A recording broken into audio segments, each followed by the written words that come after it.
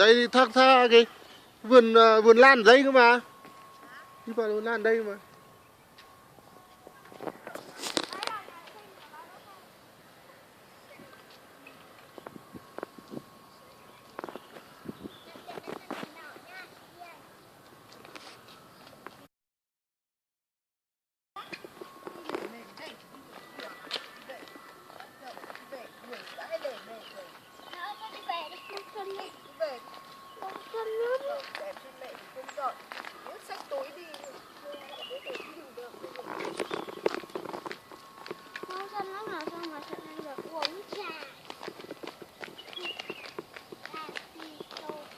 Đấy rẽ đấy. Đi đâu đấy?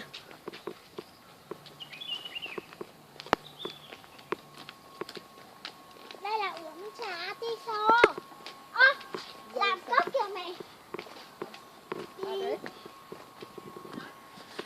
Cháo pha lê lấy ngay đây này. Chụp ảnh để cho cậu.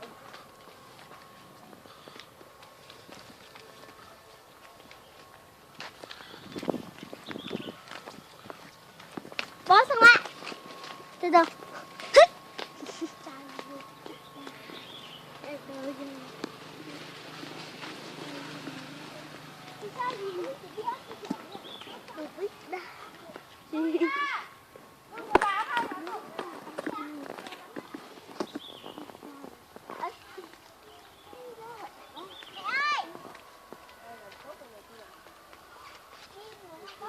Đây đừng sờ vào vỡ vỡ. Đừng sờ vào. Mua ca. Đây là cốc. Đây là bộ đôi cốc. Móc khóa thì làm móc khóa rồi. Ai nhìn? Đấy. Nó cao lên. Cao. Đây cái lấy bộ con Không không. Không. Đấy là người ta trưng bày để mình biết thôi. Có hình của mình. Vụ cưới là điều chưa? Nó ghi được mình đâu? Đây. Nó hình được mình đâu? Không, mình phải chụp. Có cả áo rồi này. Đâu là điều đâu? Mẹ ơi, có cả áo kia.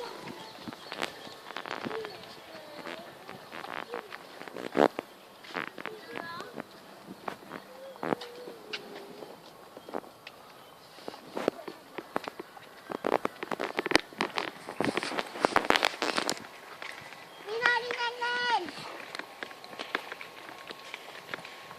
Con đánh tôi nhá. Mẹ ơi, ở đây có cả cát treo ra cưỡi là điểu kìa. Đây đi xuống dưới này kia. Đây như kiểu một công viên. Đau chưa?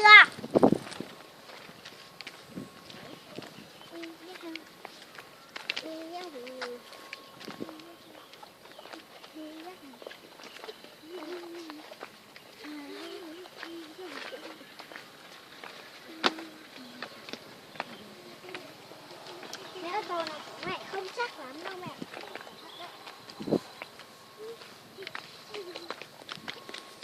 Đứng đây chụp ảnh không? Không. Đây Vin đứng đây bố chụp cho nào.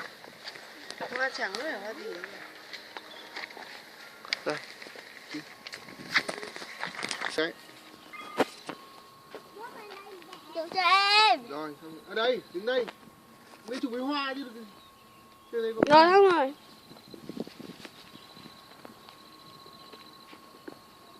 Chụp cả bồn hoa trắng rồi.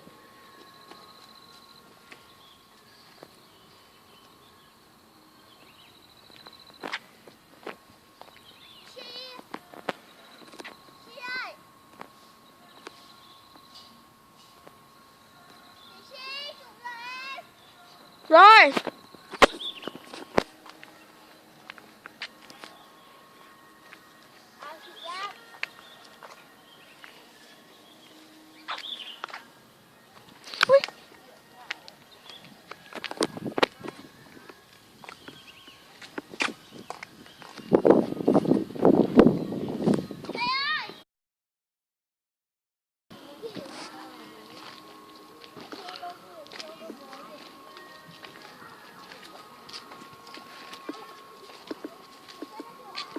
chụp ảnh đấy liền anh.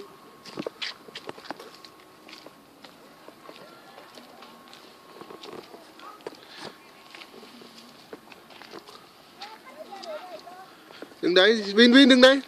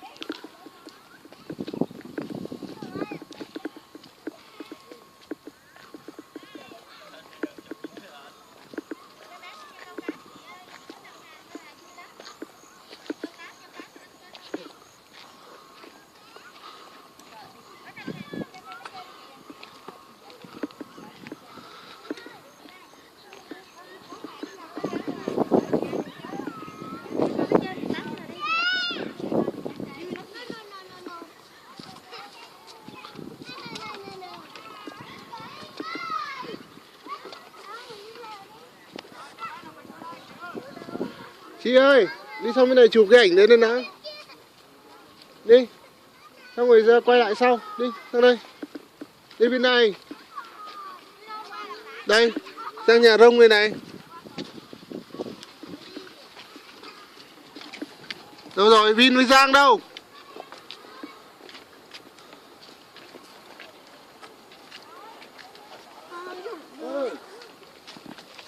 Đi.